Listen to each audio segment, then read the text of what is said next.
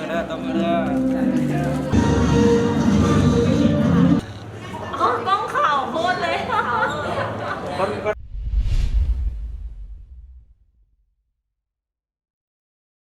ตอนนี้เขาอยู่วิทยาสุสกะอยู่หานอาหารขางวิทยานะกำลังเกียมพร้อมเอาสูตรอันยังมาครั้งแน่เพราะว่ามือนี้เป็นมือซ้อมใหญ่ซ้อมทำใบประกาศเป็นมือสำคัญกะมีต้อมมุนพะวงตามแต่นากาเจนี่น้องปี2ตามแต่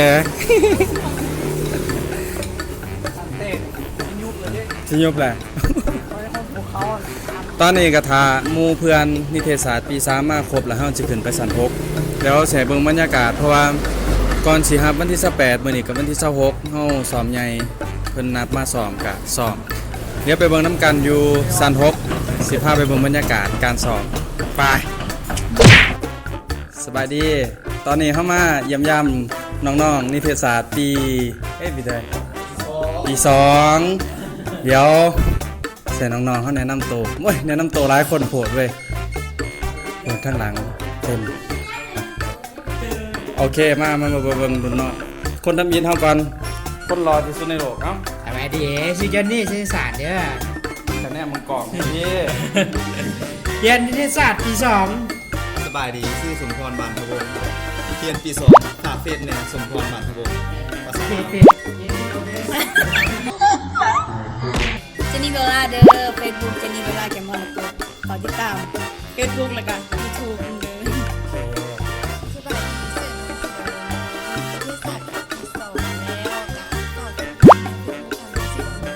้อปานามาจิบอฝากกระต่ายสบายดีชื่อกระต่ายเนาะหรือว่าสุขสนัดท้องสวรรค์เนาะเรียนนิเทศศาสตร์ปี2ฝากเฟซบุ๊กเด้อโตกระต่ายท้องสวรรค์เนาะฝากติดตามผลงานเด้อก็สบายดีชื่อจันทวงศ์นิติพรเป็นนักศึกษาปี2นิเทศศาสตร์สาขานิเทศศาสตร์สบายดีข้าพเจ้าชื่อกมลีหวนวงศ์หรือว่านาเดียนั่นเอง Facebook แมนนิวนาเดียกมลีหวนวงศ์ช่อง YouTube ก็บ่มีแต่ว่าเป็นสิทธิ์ของไอซีซุปนั่นเองเนาะแน่แล้วเดี๋ยวฝากกันไปแอด Facebook ล่ะขึ้นทั้งรูปให้เด้อแอดแน่บ๊ายบายติดตามแล้วจะมีหัวใจในผลงานของข้าพเจ้างามที่สุดเลยสบายดีซื้อจีเด้อซื้อแท้ซื้อมาเลยบ้านจันทวงศ์แล้วก็เฮียนอยู่ตอนนี้ก็นิเทศศาสตร์ปี2แล้วเนาะเฮียนยูสุสกาผู้ใดที่แบบสนใจอยากไปเฮียนนิเทศศาสตร์ก็มาได้เด้อมวนโอ้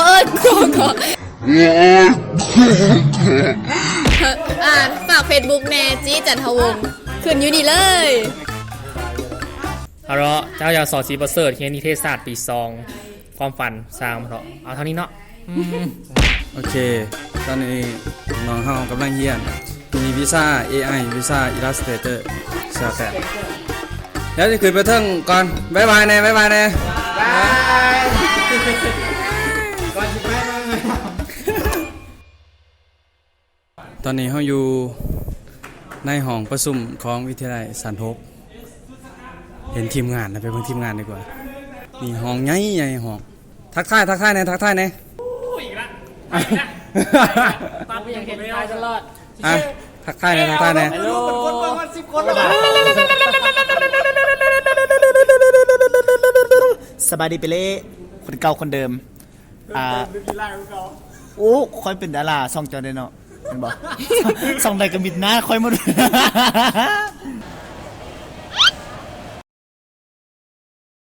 เอาแมลงนะผมโอ้ยมาได้ทรงนี้ประมาณเดี๋ยวไปน้ำก่อยแมลงหมาหอนที่ทรงนี้เนี่ยเจ้าก็บ่แพ้ขอได้นี่ความหลานเนาะโอ้ต้องเบิ่งเบ้าหน้าพี่น้องกันแล้วอันเสียเบิ่งบรรยากาศว่าตอนขึ้นครับตอนซ้อมแล้วเสียเบิ่งบรรยากาศแต่ว่าในห้องเฮาคือเห็นนี่แหละห้องใหญ่กว้างหับแขกหลายเดี๋ยวก็จังคอยเบิ่งเนาะเดี๋ยวลมเบียกก่อนแป๊บนึง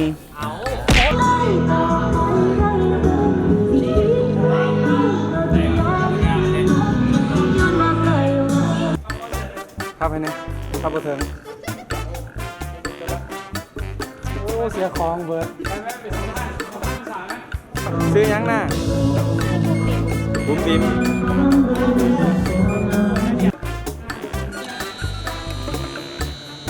ตอนนี้เขาถามอาจารย์กำลังร่วมนักศึกษามาอยู่ห้องเดียวกันแยกนักศึกษาเป็นห้องบ่ฮู้ว่าเพิ่น แยกแนวใดเดี๋ยวนี้มันแยกเฮาออกมาจากนิเทศศาสตร์คนหนึ่งบ่ว่าเพิ่นสิเฮ็ดแนวใดเพิ่นแยกนักศึกษากลับมา อาจจะมีเรื่องให้ล่มให้หยังก็บ่แน่ใจ ถ้าเพิ่นเข้าแถวปุ๊บแล้วยังบ่เห็นเอาแม่นเพิ่นจะขอไปประกาศออกก็คือว่าง่ายคือบ่ได้ถึงทำเนาะ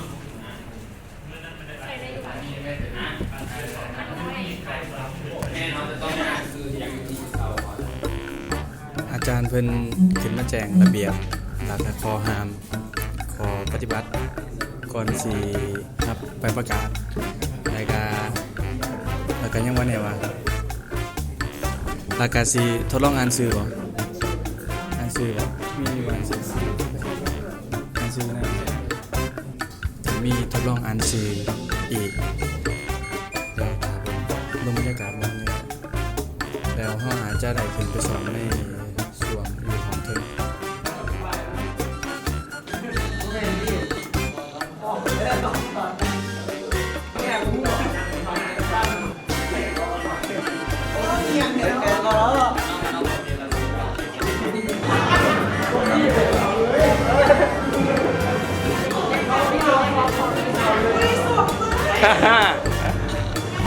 ต้องข่าวโคตรเลยค่ะ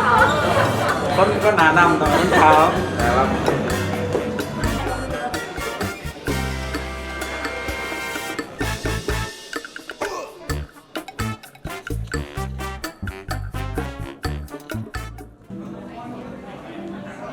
ต้องมือเด้อ พวกน้องก็จะได้ย้ำอีกพอดีก็แปลว่าเล่นพวกน้องก็ยังบ่ได้ตายโตเถื่อซะน่ะเนาะสำคัญเพื่อบ่ให้บอลดังหันวางเด้อ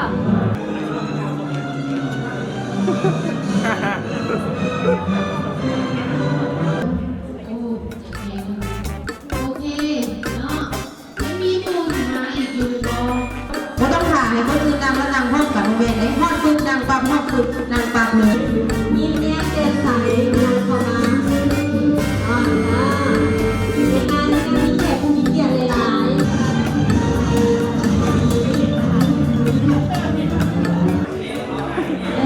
เอาสีซุกไว้ไป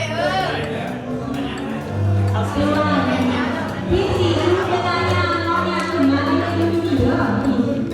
น้องแล้วเอาสีพันทองข้าวรัศมีคำพูเอาเมื่อหมดแล้ววะ